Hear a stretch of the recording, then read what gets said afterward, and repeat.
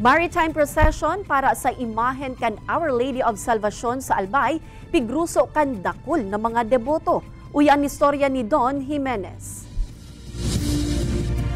Sa kainot-inoteng pagkakataon, pigkundusiran pigkukonsiderar na pinakahalabang maritime procession kan Our Lady of Salvation ang patron na kan probinsya nin Albay.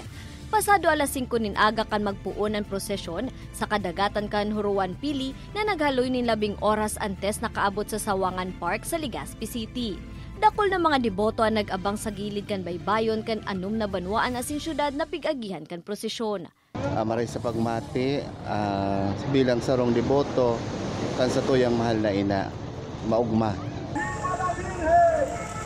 Nagkaigwan nin dikit na aberyaan sarong baroto alagad tulos man na nasolusyonan asin salbado man ang mga lunad kaini. Nung una nasiraan kami, di ba? So after nun, hindi na maganda yung pakiramdam ko. Pero sabi ko hindi ako susuko. Piglalaoma na ipapadago sa nasambitan ng aktibidad sa mga masunod pang taon kumuparte kan pigtutulod na faith tourism kasabay kan Magayon Festival.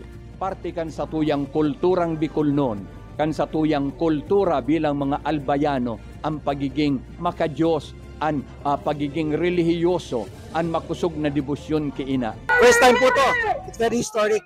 First time po nagkaroon tayo ng ganitong component. I think faith tourism has a real place in Magayon Festival and also in the other festivals in Albay. Ang Nuestra Señora de Salvacion, ang pigtutubudan kan mga Albayano na milagroso na nagiging sandigan subuot ninda sa panahon kan kalamidad asin iba pang problema na nag-abot sa probinsya. Ini si Don Jimenez, Balitang Bicolandia.